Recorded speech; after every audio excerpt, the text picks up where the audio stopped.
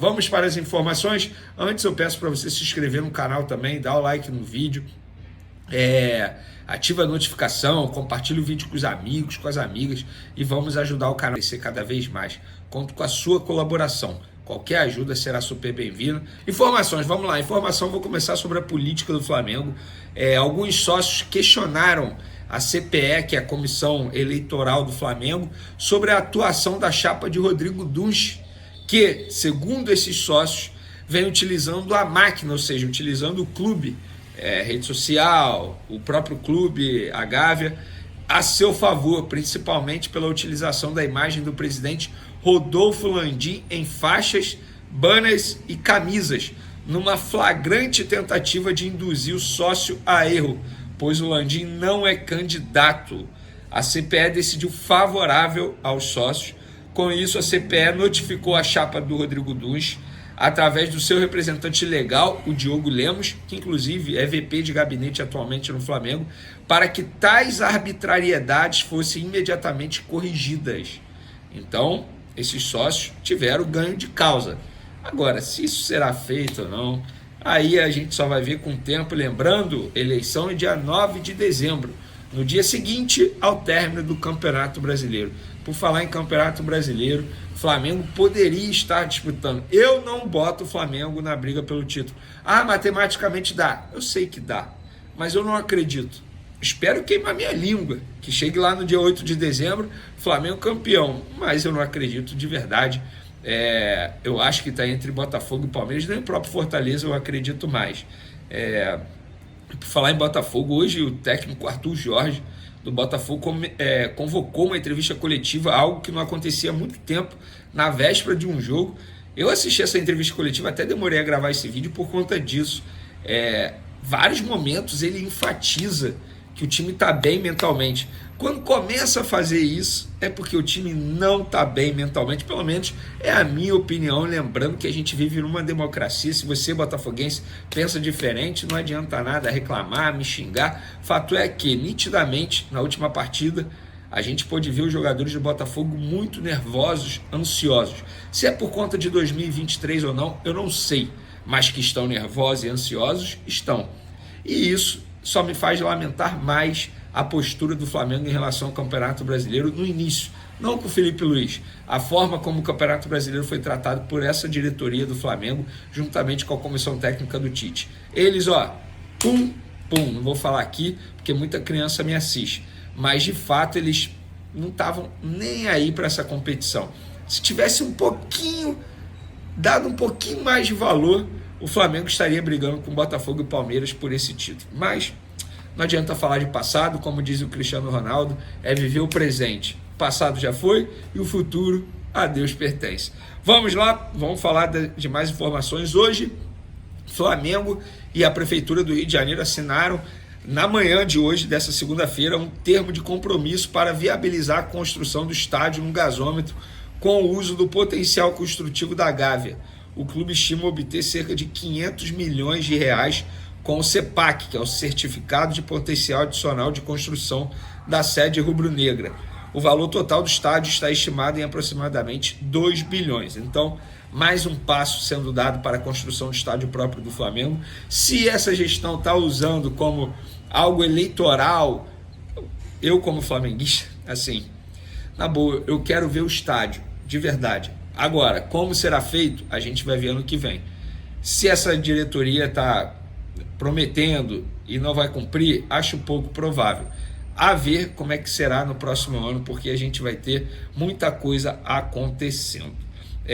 Agora vamos falar de Hugo Souza. E você sabia que pode parar na justiça? É isso mesmo que você está ouvindo, torcedor rubro-negro. O Corinthians pretende entrar na justiça contra o Flamengo. Para vocês entenderem, hoje eu publiquei o seguinte nas minhas outras redes sociais, Twitter e Instagram. O Corinthians vai apresentar mais um fiador ao Flamengo. Esse é o terceiro. Essa semana. Será um banco, e eu vou falar o nome para vocês. É o Banco BTG, tá bom? Caso o Fla negue novamente, o Timão pretende judicializar o time carioca na CNRD da CBF por entender que o rubro-negro tem que aceitar as condições apresentadas. O Flamengo, por outro lado, alega que, por contrato, não é obrigado a aceitar o fiador. Lembrando que a opção de compra de 800 mil euros por 60% vence nesse sábado, dia 30. Segundo o Flamengo, por ser sábado, então eles têm até o dia 29. Não é até o próximo dia útil, tá? Isso segundo o Flamengo, o que está em contrato. Lembrando que o Hugo Souza tem contrato com o Corinthians até o dia 31 de dezembro desse ano. O goleiro já disse para os empresários, para o Timão e até mesmo para o Flamengo que tem o desejo de ficar na equipe paulista. Porém, se a situação não for resolvida, ele vai se reapresentar ao Flamengo em janeiro normalmente, não vai brigar, não vai ameaçar não se reapresentar, não tem nada disso. Pelo contrário, o Hugo Souza é um cara super profissional. Quer ficar no Corinthians, beleza, mas desde que a situação seja resolvida. Senão, ele se reapresenta em janeiro. E lembrando que o Grupo City, todo dia liga para o Flamengo para saber da situação. O Grupo City está esperando bater o dia 30. Se a situação não estiver resolvida, vai fazer uma proposta oficial ao jogador e, obviamente, ao Flamengo também. E por falar em Flamengo, quem está devendo ao Flamengo é o Internacional. Em relação à compra do Thiago Maia, o Flamengo vendeu o Thiago Maia Internacional em junho desse ano, mas ainda não recebeu nenhum valor pelo volante, é isso mesmo que vocês estão ouvindo. E o Flamengo entrou na CNRD, eu não citei ali em cima, mas é a Câmara Nacional de Resolução de Disputas, lá da CBF. A venda do Thiago Maia foi de 4 milhões de euros em 10 parcelas, tá bom? Com a primeira a ser paga em agosto desse ano, de 250 mil euros, e o Internacional não pagou, ou seja, está devendo aí desde então. Então o Flamengo entrou na justiça, na CNRD, e teve até entrevista do vice-presidente de futebol do Internacional, que é o José Bissol, comentando o assunto. Ele falou: o Thiago Maia, não sei dizer como está a situação atual, temos cuidado, não achamos legal ou correto ser devedor, mas somos credores de muitos clubes e não viemos em público fazer debate ou cobrança, até em momentos delicados ou falta de sensibilidade do que vivemos no Rio Grande do Sul. Somos sabedores, responsáveis, não gostamos de dever e trabalhamos de forma muito séria, comentou o VP de futebol em coletiva na última sexta-feira. Então, ele não nega que de fato está devendo ao Flamengo. O Flamengo tem novidades aí para encarar o Fortaleza nessa terça-feira, além dos retornos daqueles que a gente já esperava, que estavam na seleção: Gonzalo Plata, Varela, Gerson, Léo Ortiz. Quem volta também, De La Cruz, de lesão, e Gabigol, depois de 2 jogos afastados, o Gabigol está de volta. Vene, você acha que ele tem que ser titular? Sim. Hoje eu entendo que o Gabigol é o único centroavante, entre aspas, disponível. O Bruno Henrique quebra o galho, e quebra o galho muito bem, mas acho que o Gabigol tem que jogar. Se ele estava treinando normalmente com os demais jogadores, não tem lesão, ficou fora por conta de um afastamento e já foi punido, está de volta, por que não escalá-lo? E eu estou partindo do princípio que o Felipe Luiz enxerga o Gabigol como titular. Pelo menos foi isso que o Felipe Luiz fez desde a sua chegada ao Flamengo. Não vejo motivos para não escalá-lo. Quero a sua opinião também, torcedor rubro-negro. Beleza? Mas, opa, saiu um aviso aqui no grupo do Flamengo. Aviso de pauta: assinatura do compromisso para viabilizar a construção do estádio do Flamengo. Nesta segunda-feira, dia 25, às 11 horas, o presidente Rodolfo Landim, o vice-presidente geral Rodrigo Duche e o vice-presidente de patrimônio Marcos Bodin receberão o prefeito do Rio de Janeiro. Nossa! Ah, meu Deus, os 3, né? Ah, meu Deus, os 3, né? Quem poderia imaginar? Pois é. Vamos para as informações. Mas antes, pessoal, eu não posso deixar de falar isso. Ontem o Botafogo mostrou mais uma vez por que sempre pode duvidar da equipe alvinegra. Eles conseguiram perder a liderança para o Palmeiras depois de mais um tropeço, dessa vez para o Vitória, dentro do Newton Santos.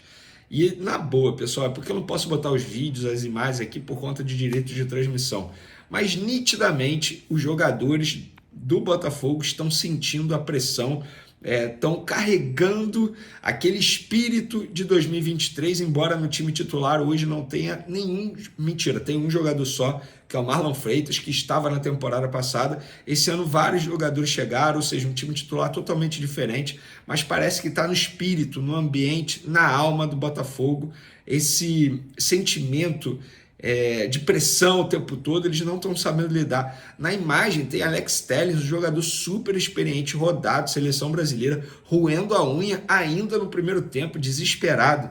Então, pelo visto, o Botafogo vai dar muita emoção esse Campeonato Brasileiro. Eu não vou cravar que já perderam o título, muita gente já cravando isso, não vou cravar, mas se o Botafogo não abrir o olho, fica atrás até mesmo do Flamengo. Por exemplo, hoje na tabela, o Botafogo na segunda colocação com 70, o Palmeiras também está com 70, mas ganha aí no critério de saldo de gols e também número de vitórias.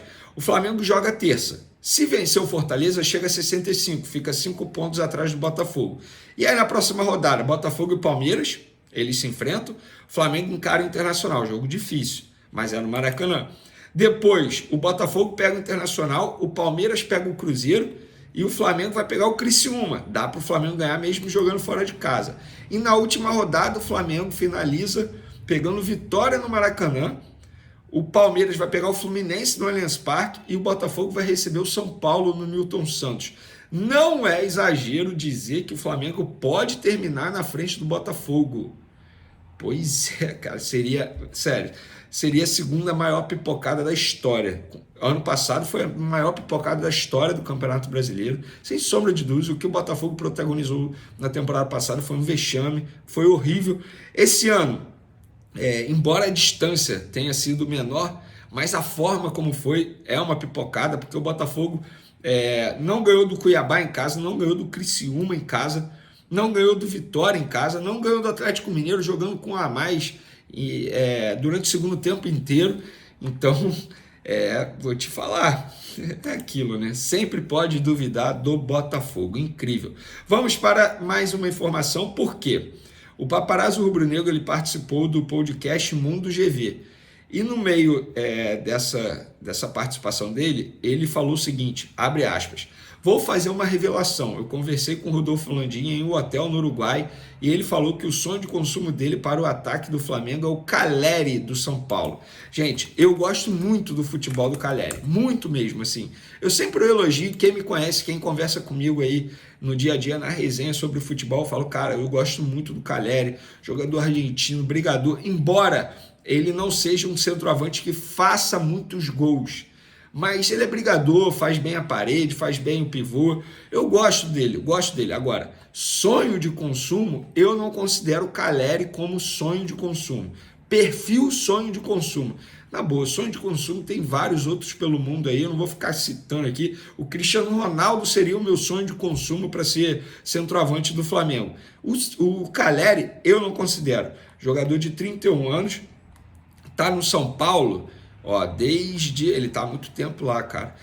Desde 2021, tá? Ele teve uma rápida passagem de 2016, na ocasião. Depois, ele começou, na verdade, no All Boys da Argentina, passou pelo Boca Juniors, São Paulo em 2016, depois o West Ham da Inglaterra, depois Las Palmas, Espanha, Alavés, Espanha, Espanhol da Espanha, Osasuna da Espanha. Aí, em 2021, ele retornou ao São Paulo, onde está desde então. Em 2024, até o momento, 50 jogos, 14 gols e 7 assistências. Repito, eu gosto do Caleri, tá? Agora, sonho de consumo, eu não considero perfil sonho de consumo, de verdade. Outra informação aqui, galera. O Nicola publicou o seguinte, BAP pretende contratar José Boto para o cargo de diretor esportivo do Flamengo, caso vença as eleições. O profissional português tem passagens por Benfica, Shakhtar Donetsk, PAOK e atualmente no NK Osijek, da Croácia. Recentemente, vários perfis torcedores do Flamengo publicaram uma imagem dando conta que o José Boto seguiu o BAP, a chapa do BAP no Instagram, também seguiu a chapa, o perfil do Flávio Willemann, que é VP da chapa do BAP no Instagram também. Então, assim, o BAP ele não confirma, tá? Pelo contrário, ele não confirma, até nega, fala que é apenas especulação, mas está aí uma informação do Jorge Nicola. Para finalizar nosso vídeo, galera, como foi o treino do Flamengo nesse domingo? Será que ele esboçou o time titular? Gabigol será titular nesse retorno dele à equipe rubro-negra? Não, ele não esboçou. para aquecimento, ele passou futevôlei para os jogadores ficaram jogando futevôlei, e depois o Felipe Luiz fez treino apenas de bola parada, e nesse treino nem todos os jogadores participaram, muitos ficaram na academia. Então o técnico Felipe Luiz não esboçou o time titular para pegar o Fortaleza nessa terça. Jogou 8 horas da noite lá no Mangueirão, jogo extremamente difícil para o Flamengo, mas eu acho que o Flamengo tem que buscar a vitória. E eu nem comentei isso lá na minha introdução. Muita gente criticando o Felipe Luiz.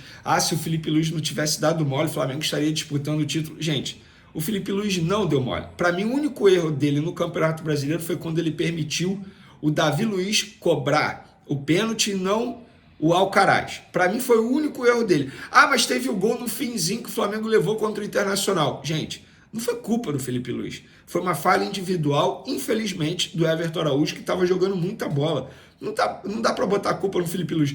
Ele perdeu para o Fluminense. Sim, ele perdeu para o Fluminense e ele sabe que ele não foi bem naquela partida, inclusive na escalação, ele assumiu o erro. Agora, o Felipe Luiz vai ganhar tudo? Não. Se é para culpar alguém, eu não gosto de ficar culpando ninguém, mas se for para culpar alguém, esse alguém é o Tite, que não deu devido valor junto com a diretoria do Flamengo. Os dois não deram o devido valor ao Campeonato Brasileiro. Em vários momentos teve o gol no finalzinho do Vasco, o Felipe Coutinho fazendo um gol no Flamengo. Enfim, vários jogos aí comandados por Tite que o Flamengo deu mole no Campeonato Brasileiro. Culpar o Felipe Luiz não acho justo, não acho correto. Pelo menos é a minha opinião.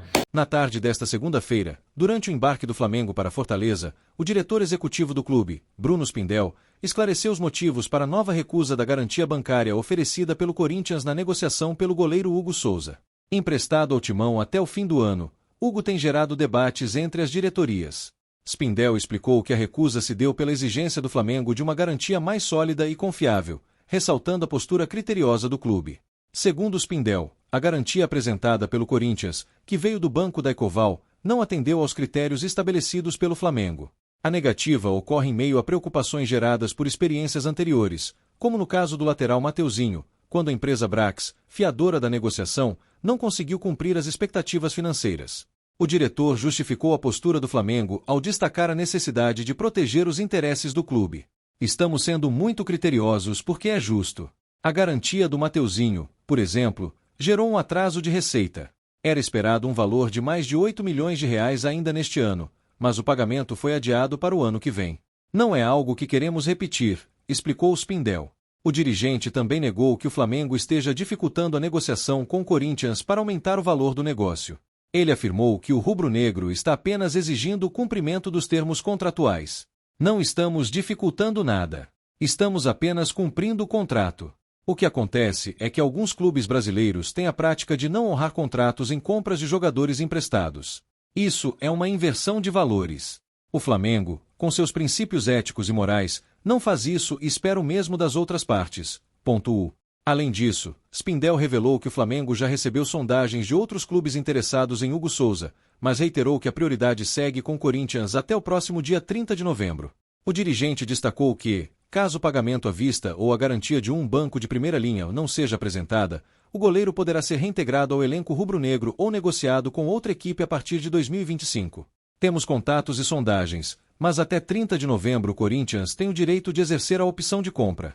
Se isso não acontecer, o atleta volta ao Flamengo em janeiro e ficará disponível para integrar o elenco ou ser negociado novamente, explicou. Spindel também fez questão de minimizar o impacto financeiro do negócio para o Corinthians, destacando que o valor envolvido não é algo tão significativo. Estamos falando de um valor que representa apenas uma fração da folha salarial do Corinthians. Se o clube cumprir o que está em contrato, Hugo será jogador do Corinthians. É simples, concluiu.